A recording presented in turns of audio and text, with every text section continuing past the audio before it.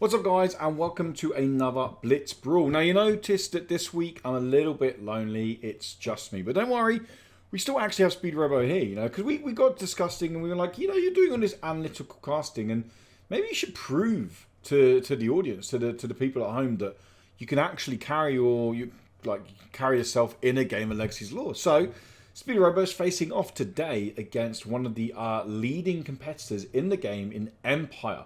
So we have an 80 gold Blitz game set up for you guys. It's just going to be me casting for today, as Mr. Robo is in the game and batting out of Empire. So yeah, enough of all that stuff there. All the links to the Discord, to the Kickstarter, everything is down below in the description. But enough of that. Let's jump into the game and see who will come out on top between Mr. Robo and Empire. Okay, so we are into the game right now. And we've just, you just missed a roll, unfortunately. But we can see from the little cards at the side here that we have Empire, who's playing on the red, or on Gath, I should say, is defending. And Speed Robo on Sylvan is playing first as well. So with this being the draft game, it's not a case of with this being a Blitz game, we're not drafting. The cards they have down there, all the cards you see on the screen right now will end up on the board. They are choosing their positioning and the order they choose to play them, so people can counter position, not counter draft, counter position. And the rules work the same. For example, Empire currently has 16 gold out from his, I say draft because I'm used to saying that, but from his placements. So Speed Robo must now match that 16 gold. And we can see here Empire going really big. So Empire playing Kaar'thul for Gath and Speed Robo over on the Kaladrix for Sylvan. But we can see over here, Kaar'thul really playing into those powerful spells. Chain Lightning 3, I should say. So dealing 4, 3, and 1 damage to chained units. It's huge. It must be in his cast range though.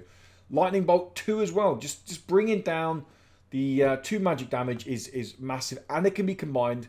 And then the Battle Fury as well. Allowing to give a unit a bit more extra power on there as well. So we see open up here the Silverglade Druid. Isn't a card you see tons, but it's a great card for this matchup. You can see over here the spell proof, meaning that it cannot be targeted by spells. Kaar'thul, for all of its might and power and glory of the magic arcane gods, it cannot touch that Silverglade Druid. So it's a nice position there, right in the middle. It's sat on the 3 health, 2 range, and obviously 2 damage as well.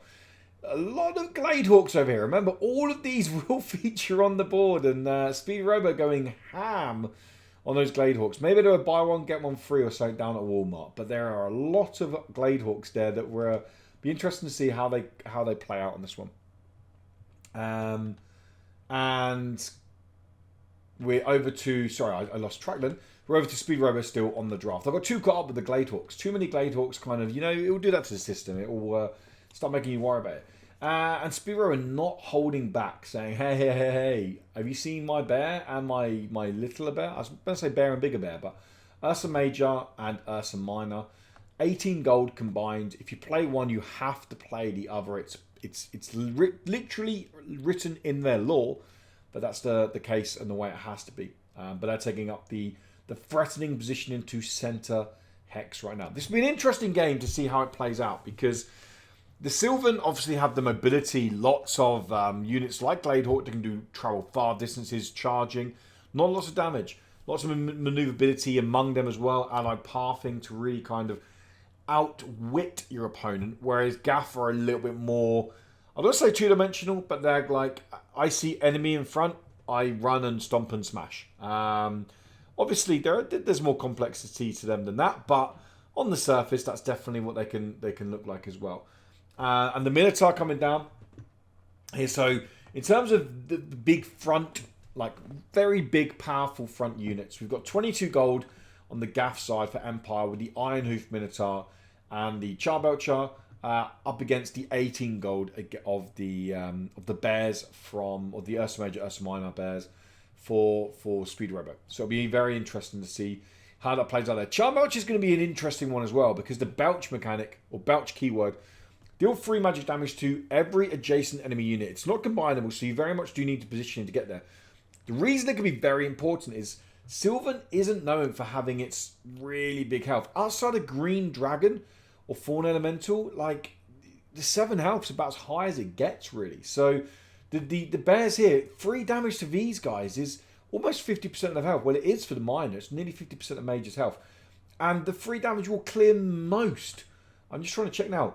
The only unit it doesn't clear outside of the bears is the Northland Champion and Kaladrix themselves. So it's a very powerful card in this matchup, Chubulcher, if Empire can get the Belch off as effectively as it could possibly go off in the game. So Speed Robot on the selection again. The Wisp could be a very big card here as well. It allows to break a card. So having that come in, and that's a breaking a card basically removes its activated abilities.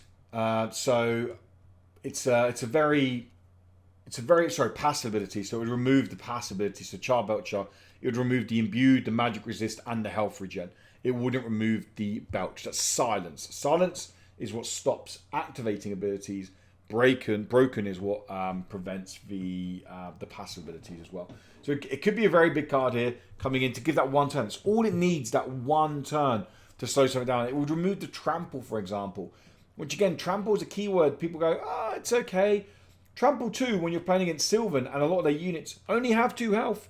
It's a pretty good keyword because, you know, just the Iron Hoof Minotaur going for a little Sunday walk all of a sudden becomes a devastating, no pun intended, trample in the forest for the Sylvan army. So it'll be interesting to see how that's utilised over there.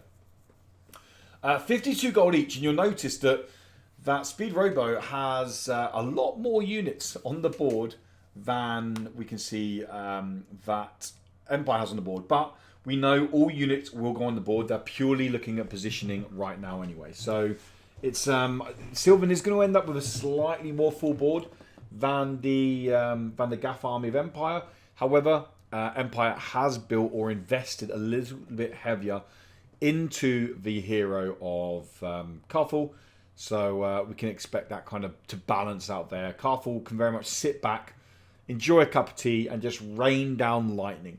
And you better make sure that you guys aren't linked too close, because if that chain lightning 3 comes down, we're talking 4-3, 2-1 damage. That could wipe out literally 4 units in for 2 mana in 1 turn with a Kaar'thul if the position is right. And let's hope we see that. If we see that, then that is going to be pretty hype.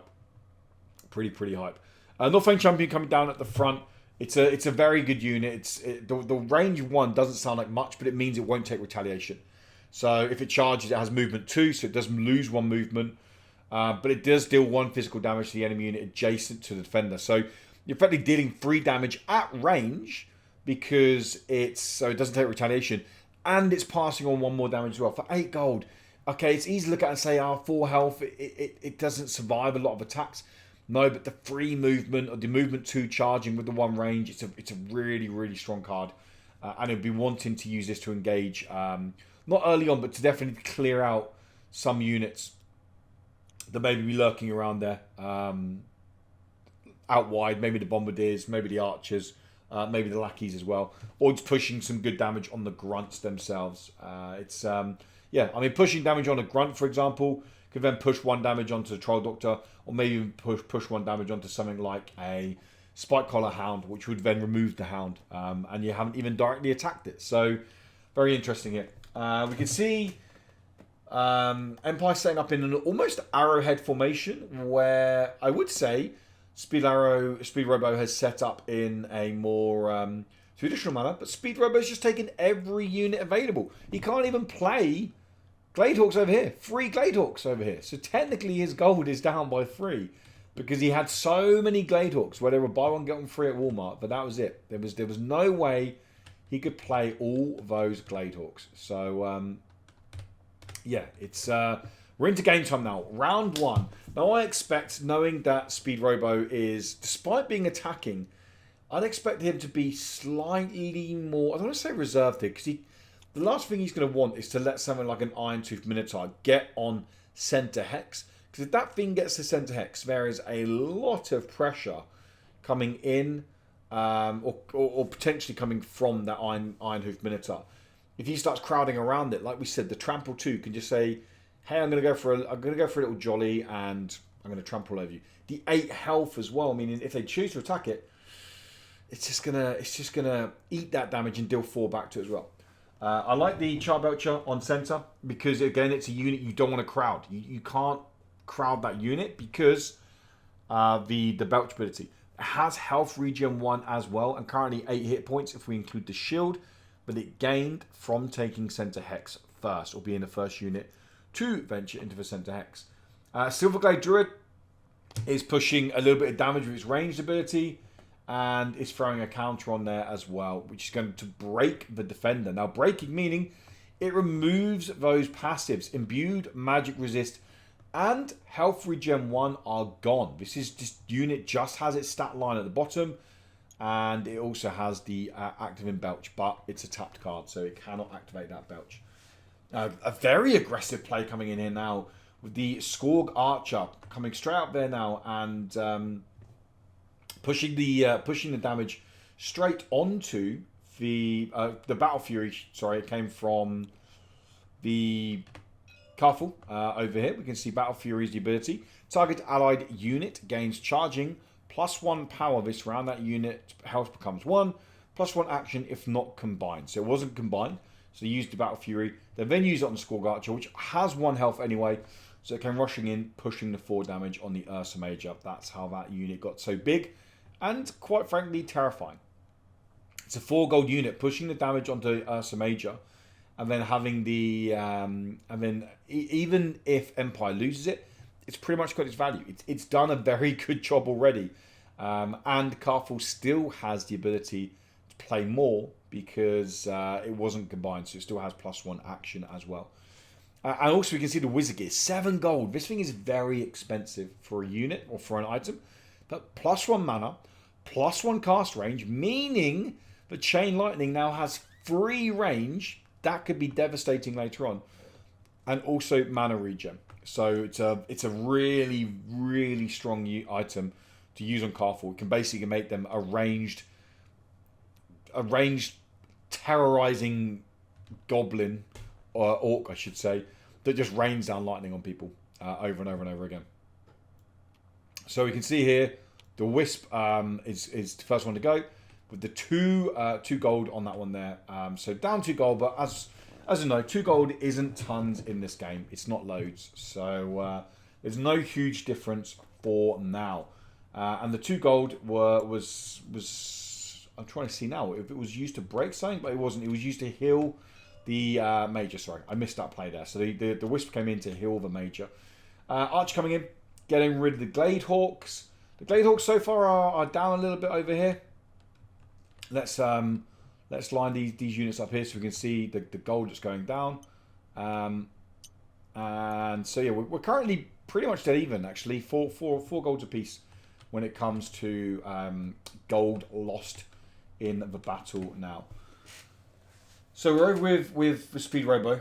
The fact, obviously, even despite Speed Robo being on the attack, the way Gath just are with those very big, chunky health pools, or not all of them are, but some of the units are, having those jump on center hex is almost inevitable. It's almost inevitable because you just don't have the health pools to compete with it. It's about outmaneuvering your opponent with Sylvan, getting around the back, getting your flanks around there, getting your Gladehawks to come in and pick off some the Spike Collar Hound or the Lackeys or maybe the Bombardiers. Having them to do that, really getting them in there to clean up those units, so you basically then can swarm the center at the end and you just outpower purely based on quantity over quality. Not saying that the quality of the cards is bad at all, but say a 10 gold card being outnumbered by 12 gold spread across 3 different units of cards. And that's very much how Sylvan can be, that maneuverability to get around and swarm your opponent's team. So we can see there the Arch coming is getting taken out, and coming in with the North Fang Hunter. Coming straight in there, moving up, using the Lightning Bolt to bring on there, so it is combinable. We had the +1 action from Battle Fury, so the North Fang Hunter was a nice aggressive play because there was tapped units here, but Kaar'thul coming in and doing what Kaar'thul does, and raining down the lightning. It's magic damage, and so yeah, the evasion doesn't happen for it because it's bringing straight down on spell. Evasion happens on ranged attacks, not magic or spell attacks. So if anyone's wondering, like, hey, attack from range, he should dodge one of it. Only when it is an actual ranged attack, not an ability like Lightning Bolt over here. So Speed Robo got some thinking to do now. Every time they're pushing that line of Empire and his Gath army, he's kind of getting shut down. Every time he's creeping towards it, trying to make something happen, Empire seems to have an answer for it, seems to have a retaliation for it that just ends up bringing it out over there. So Kaladrix has come into the fight off the Deep Wood. The Deep Wood Sentinel over here has an ability called Maneuver, where it can, and it's combiner, where it can basically swap places. It can move a place and swap places, which is done so with the Kaladrix, meaning Kaladrix has come into the fray a little bit more, come into the fight. And Kaladrix currently has when Kaladrix attacks, he can pay the 1 mana to make it pure damage, meaning it would go past armor. And then also the blink as well, that Kaladrix can relocate to any location within 4 hexes and where he is now, and it also gains spell proof for the rest of the round. So starting to kind of figure out round 2 now. Lots of skipping going on, lots of tentativeness going on. Who wants to take initial action? Who wants the initiative starting in round 2? And everyone's a little bit too tentative to kind of make something happen. So we see Velaki coming up there. So at the moment, initiative is sat with Speed Robo. But there's a lot of good untapped units here. Your Northrang Champion, Ursa Major, Ursa Minor, your Northrang Great Hunter. These are all great units. Kaladrix.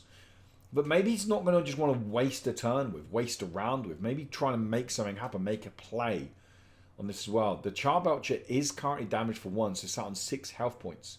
It is broken as well. So there we go. We see Northrang Great Hunter coming in. Now that's great play because it has backstab, meaning it won't take the retaliation damage. So the damage coming in there, pushing the 2 damage over, sorry, the 3 damage over here, meaning that it won't take the retaliation damage on there either. So healed it back up a little bit. Charbelcher still on 5 hit points now as well. Just out of range, you say the Ursa Major that is in range to charge, but Ursa Major doing 4 damage and currently hit points on Charbelcher sitting at 5. So it's just 1 range out for now. They do have the Northrang Champion, which could push another 3 damage, and it would be ranged, so they wouldn't take the retaliation damage. Now they've got to be careful they don't get too. They can't swarm this Charbelcher and not kill it, because the Belch keyword on it can easily ruin not just one of your days, but ruin several of your units' day and be pretty horrible to deal with. No one wants to wake up next to a Charbelcher when they're about to belch. Just take it from me. Trust me, you don't want to experience that. So back on Speed Robo now, and we're probably going to see some plays here, trying to get rid of that Charbelcher, trying to get rid of that 10 gold unit on the middle, which would potentially throw the favour. I'll just say back in Speed Robo's court, because I wouldn't say they're out of favour at all at the moment. But having the big chunky units there can be pretty intimidating. So we're going to see. I love this play here. I love this play. So Ursa Major coming past to roar back, to then push it in position, to then do the Northrang Champion to go, so it doesn't have to go out of position. It can ping there and stay safe, and the Ursa Minor coming in to clean up. No damage taken from Speed Robo. I love that play. Going overextending with the Major, knowing that, hey, you do damage to this Major, it's got 4 damage back to you. It's pretty healthy. It's pretty chunky, and I've got the Mystics to keep it alive. To then pull it into the range of the Northrang Champion. Great play from Speed Robo. And that leads us into round 2, where Empire will be kicking us off. To start round 2, we have a quick look at gold lost at the moment. Empire's currently sat on 17 gold lost, compared to Speed Robo, who's currently sat on 8 gold lost. So there is a bit of a gap opening up now. By no means does that mean the game's won or lost for Speed Robo or Empire. But it is good to note that there's currently a 9 gold difference between the armies, which is effectively a very good mid-tier unit in the game. So that's currently the difference between the two players at the moment in terms of gold costing. And we see Spike Collar Hounds just going up there, doing their thing, you know, sat on middle. Now this is great because they have Counter-Strike. Now obviously middle hex is so important, but if you attack it, then obviously you get a Counter-Strike. These are what the Glade Hawks are for. Throwing a Glade Hawk in 2 gold to get rid of 2 gold, it's fine. Getting it in there, clearing up that center hex, and removing one of their units. You're still keeping the gold advantage you have as well. So it's a nice play from Speed Robo to clean up that Spike Collar Hound. You know, you don't want to be taking 1 chip damage. I've said this many times. Legacy's Law is a very modest game when it comes to its stat lines. Taking 1 damage in this game is very strong.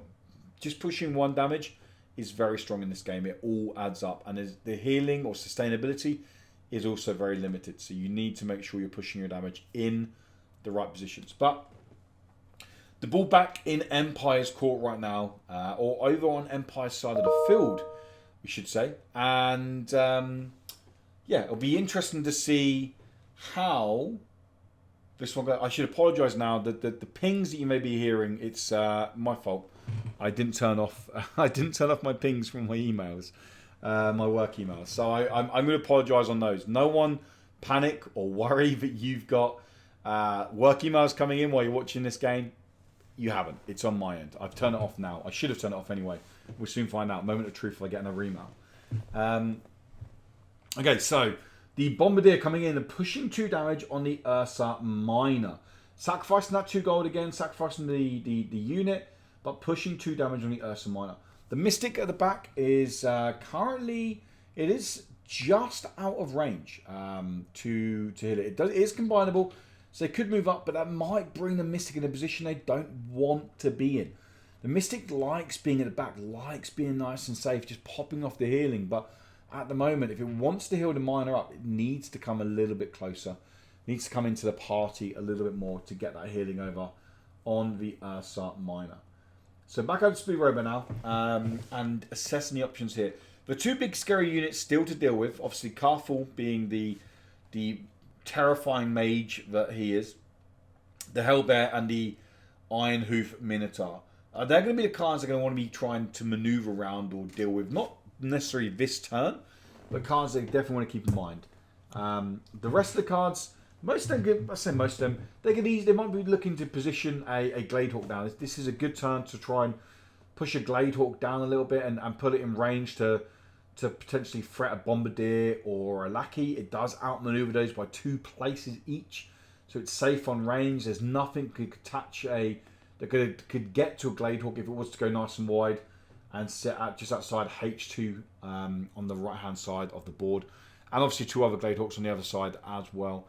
They could potentially push some damage in from that. So it's yeah, it's setting up and it's built to be a pretty interesting game. Speed Robo really taking their time here, which is completely understandable because it's a pretty big turning point, but pretty big moment of the game where they're going to make sure they don't want to lose anything. So we can see the Northbank Sorcerer coming in here, and I'm assuming it's going to break. Yeah, so break the Minotaur, meaning it loses its charging and its trample.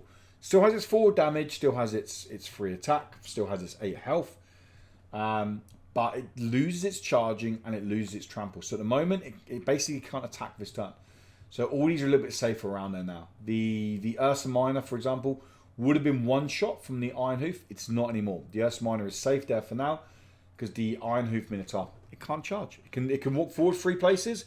It doesn't want to do that. No one wants to just stand next to a Northang champion and a Northang Great Hunter or an Ursa Miner and just take damage. So it'll be interesting to see what they do with the Ironhoof Minotaur now that it is broken. Okay, back over to Speed Robo again. So we saw there the roaring back of from the Hellbear, pushing them back a little bit, giving them a little bit of space, a little bit of breathing room. It does mean, I mean, the Ursa Major does have charging, so it can still come into the fight if it wants to, but there's no reason for it to push that damage on Hellbear because it would not only take the 3 damage, it'd also take 2 burn as well which is definitely something that the Ursa Major does not want to be taking, that is for sure.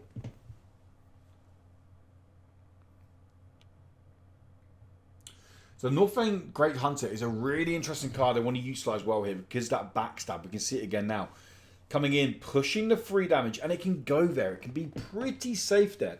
Okay, Bombardier can come in and push 2 damage on it, but that's really all there is that could push it out. I say that Kaar'thul as well could actually. So they could sacrifice Bombardier and then maybe go Chain Lightning if they wanted to link it with something. It could push. They could do the 4 damage to the Ursa Major, the 3 damage on the Great Hunter if they wanted to, which is an option from the Kaar'thul with the Chain Lightning. They might want to be trying to get a little bit greedy and see if they can maybe get another unit in cast range that's chained to get more damage on those. But the Troll Berserker coming in and cleaning out the Ursa Minor it's a pretty big loss, to be honest. It's a pretty big loss for Speed Robo. There's not many of those big units they can engage with. Ursa Minor was one of them. So losing that card now is it is definitely a loss. We'll put this one up over here. And I like this play here, though. I like the Ursa Major coming in and, again, roaring back.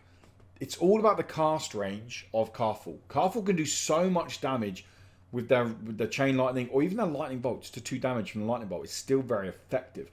But they both have cast range. The 2 range on the Chain Lightning, and we have 2 range on the Lightning Bolt. We actually have 3 range because we have the Wexton's Wizard Gear, so it does give cast range. So 3 range at the moment. It could, for example, target the Ursa Major. Combinable, it could move up if you wanted to, and it could target the Northane Great Hunter with the lightning with the Lightning Bolt. But Chain Lightning is now off the cards, so it was a nice play from the Major, pushing them back there to make sure Chain Lightning does not happen.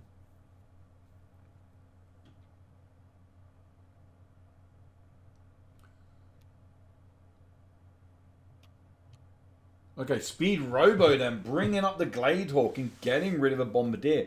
It's a very nice play, getting in behind and starting to not so much threaten Kaar'thul, but the Grunt. Now, if the Grunt takes the Gladehawk, that's fine. It's exhausted the unit as well as taken a 2 gold unit. So the action economy not only is exhausted the unit, it's got rid of a unit that wasn't tapped. So it's a nice play by Speed Robo. Northane Champion can just clean up the Troll Berserker if it wants to, whenever it gets a chance. The 3 damage wouldn't take retaliation either, again because the 1 range. So it's set up nicely at the moment. We can start to see the flankers now from Sylvan doing exactly what they're aiming to do. Those Gladehawks coming around nice and wide, clearing out, trying to get behind. The Ursa Major going down the middle and just pushing them back, or pushing Kaar'thul back to give that breathing room as well, and starting to almost swarm the board a little bit with the Sylvan units. Whereas it's easy to look at it and say, hey, Sylvan got more units right now. Surely this game's going to go in their favour. Definitely not. Gath have still got an Iron Hoof Minotaur, 8 health. They've still got a Hellbear on the board with 3 health. Even a Grunt with 4 health is pretty chunky. And do not write off or forget that Kaar'thul, which, yes, has 5 hit points, but the damage output that card can have in 1 turn is some of the highest burst you can have from anyone in the game. It's huge. We see a bit more positioning happening now. The Deepwood Sentinel coming up, potentially setting up for another maneuverability next turn as well. The allied pathing would potentially allow for that. Bombardier coming through and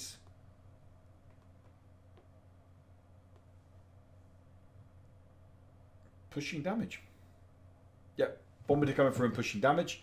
So the units are definitely going down for now. I'd expect the champion, probably the Northane Champion, to take the Troll Berserker before round 2 finishes up. It seems to be a very good there. Don't want to do it right now. I mean, the Iron Hoof Minotaur, there we go. There you go. We are going to do it right now. The Iron Hoof Minotaur doesn't have the charge, actually. So yeah, we can actually do it now. Well, I say that, actually, they removed the debuff, right? They did. They removed the debuff from the... So the Troll Doctor was used to remove the debuff. So they do have charging again now. And they do have the Trample 2. Sorry, I missed that play in the heat of the battle. So charging, 4 damage, Trample 2 is still on the cards right now. It can one hit the Ursa Major. The Iron Hoof Minotaur can take out that Ursa Major, which is a very, very strong unit for the for Sylvan, for Speed Robo. But he definitely doesn't want to lose. But I would imagine that's where they're going to go with it. Take the Major while they can. The Northrend Great Hunter is a card they want to deal with soon because the backstab makes that card incredibly powerful. But it'll be interesting to see how Speed Robo plays this game out now. Gladehawk coming up, setting up for some more range next turn. There we see. So we're going to see the Chain Lightning. It's not going to chain because there's nothing to chain it to. But the first damage does 4 damage as an instant. So just saying, hey, I don't want to even chain this. I want the 4 damage at range just to get rid of that, which is great because that now means the Iron Hoof Minotaur can take Center Hex, can deal with the Northrend Great Hunter, which is a really big play. It's a very big turning point potentially in the game. Outside of Kaladrix now, that can push out some very good damage with the true damage from True Strike, or even the flanking abilities from Blink. There aren't many units in the Sylvan army that can really push the damage, especially on units that have got 8 health, like the Iron Hoof Minotaur. So it'll be interesting to see how this one plays out now. But I imagine the Iron Hoof Minotaur will take Center Hex and will get rid of the Northrend Great Hunter, is what I'd imagine. I may be wrong on that one, but it's what I imagine.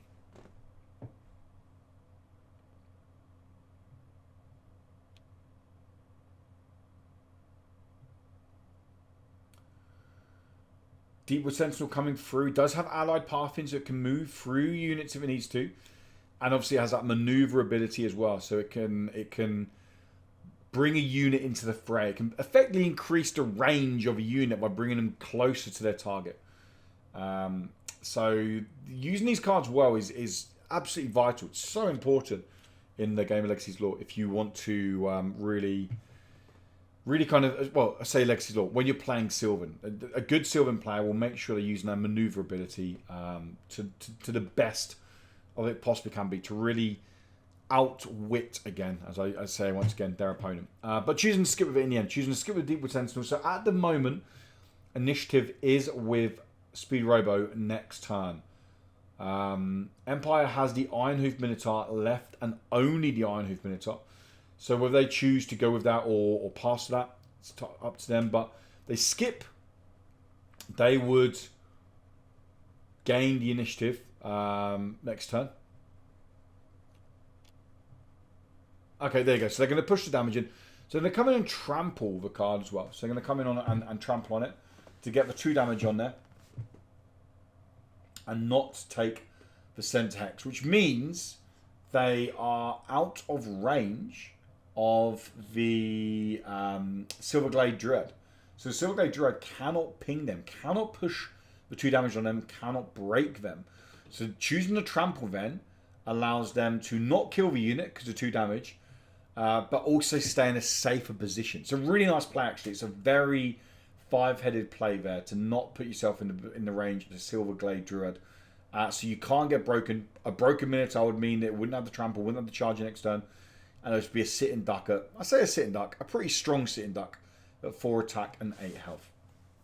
So going into round 3, let's do a quick tally up of the gold missing from the game that they've lost in the game. So we've got 2, 9, 11. Oh, big play there. The Northrend Great Hunter coming in and getting rid of the Hellbear. Just getting it out of there. Nice. I like that play a lot. Minotaur coming in, getting rid of the Northrend Champion. I was going to count the gold. Do you know what? We're going to pause on that. Too much is going on this board right now.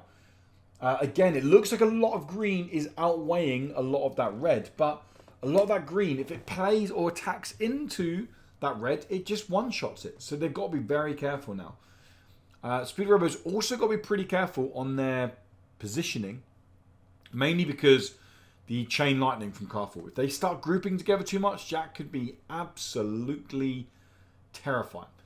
Healing up the Northrend Great Hunter, which makes a lot of sense. Keeping that thing nice and strong. It's one of the, well, it's probably the MVP of Sylvan this game so far. But it's also a unit, if they do lose that, their damage output drastically reduces again. It is effectively the DPS of their team right now. There we go. There we see the maneuverability from the Deepwood Sentinel, bringing Kaladrix into a bit more range, bringing Kaladrix into the fight a little bit more now. So this is going to be an interesting one of how this one plays out here. Kaladrix, you know as well, has no armor. There's no items. No extra armor, no ability to charge, no extra power. Just a base Kaladrix with the ability to do true damage, or obviously blink as well. So this game is far from over yet. It's still a very tightly poised match. And we can see Gladehawk now potentially going to throw themselves into the grunt, push to 1 damage. Okay, they're going to throw themselves into... Yeah, you know what? They're going to fly in a triangle. They're going to fly around in a triangle, do a recon, do a little bit of scouting, see what's on the back of that Iron Hoof Minotaur, report back to the Deepwood Sentinel, and then they come to a decision together. But you know, I respect that. I completely respect that play. Good job, Gladehawk. So Iron Hoof Minotaur's not doing too much now. Kind of just sat there. We're going to see the Northfang Sorcerer take center. Probably used a break ability now, is what I would imagine. Or silence, actually. Could silence Kaar'thul, meaning that silence means that no activated abilities can happen, and all of the abilities attached to Battle Fury, the Lightning Bolt, and the Chain Lightning, they are all activated abilities. So silencing that is a great way of just saying, hey, you know what? Your Kaar'thul is just a 1-3, technically with shields, that still exists, but no activated abilities. So Empire's using the skip, so that is Empire tapped out now. So at the moment, Empire will take initiative going forward. I'm assuming they will take initiative anyway. There's a lot of untapped units on Sylvan's side, so they've got a great opportunity now to position themselves that, okay, they won't get opening play next round, but they'll be in a very good position to push even more threat, push even more possession on their opponent. So it'll be interesting to see how they play this one out now when they've got free reign of the board. So Silverglade Dread coming up and getting aggressive, pushing up there nice. It's such a good unit to set up there. Only 2 range, but the break ability, the ability to break units, can completely shut a unit down. Gladehawk, oh, I apologise. I thought I turned those off, but I clearly haven't. So that's completely my fault. I'm going to apologise again on those guys. Yeah.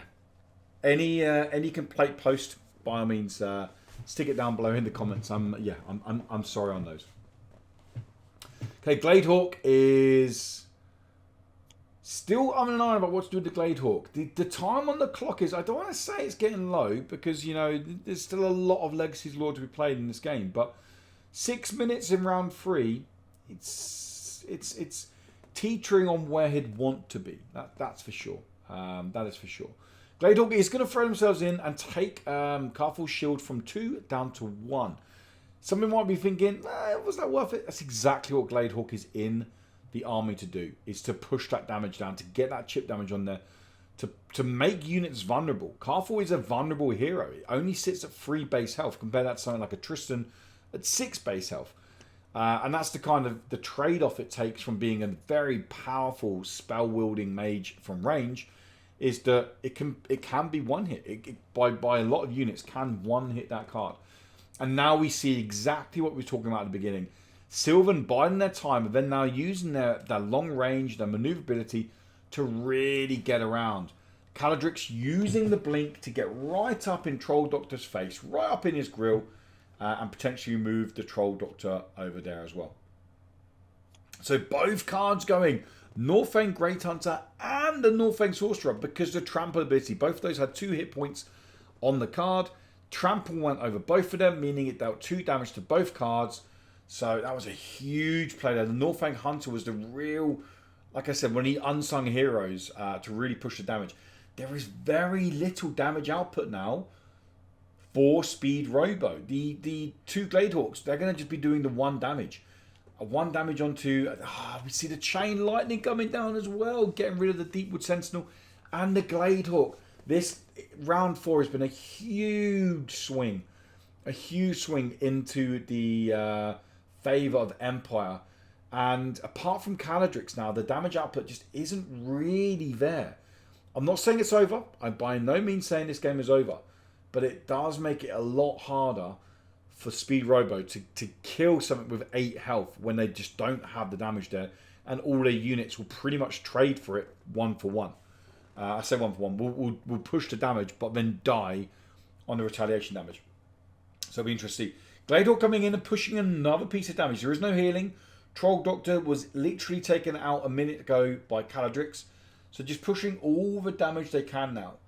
Now remember, the Deepwood Mystic does have range. It does have 1 range damage. So they're going to tap that now and keep the 1 healing nice and safe. And Deepwood Sentinel coming in as well if they need to get out of it. Going into round 5 then. 2 rounds left, people. And we are currently 3 for 3 when it comes to units. But in terms of gold, it is definitely... Sorry, it was 3 for 4. It's definitely in the favour of Empire at the moment. So Kaladrix for no charge. Can't deal with that Kaar'thul. Now, these guys have got to be careful because Kaar'thul again can just ping stuff out from range. So Deepwood Sentinel coming in and pushing 2 damage onto the Grunt unit as well. So Grunt currently sat on 2 health, and Deepwood Sentinel has been taken out by the Iron Hoof Minotaur, and that is going to leave Kaladrix on his lonely lonesome. I'm pretty confident to say this game is done now because we're going to have Kaladrix come in to center, and he's going to give himself the spell-proof ability because the blink. So he cannot be targeted from Kaar'thul. 2 rounds left now, I should say. All of 6 and 7 to play. Grunt is going to throw the damage on... Sorry, Grunt is going to be taken out by the Kaladrix.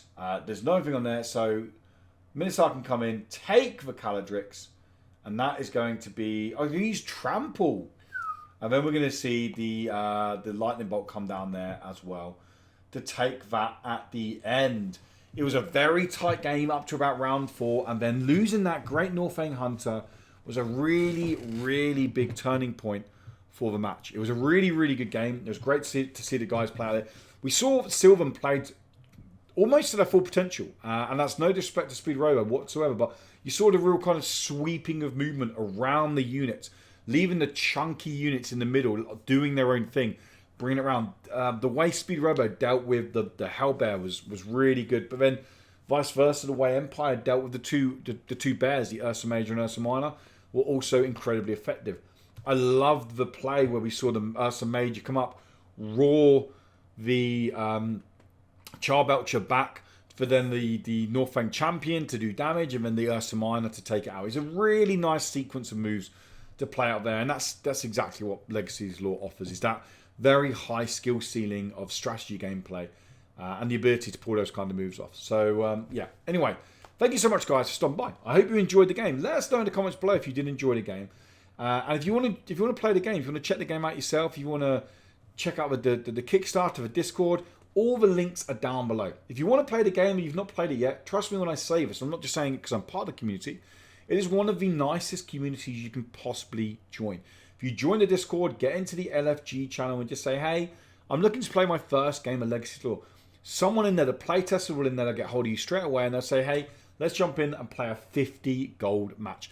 It will literally take you about 20 minutes, maybe half an hour at most, as you're learning some rules along the way. And if you enjoy it, well, there you go. You made some new friends in a card game or war game community, and also you got to play a new game as well. So win-win on that one.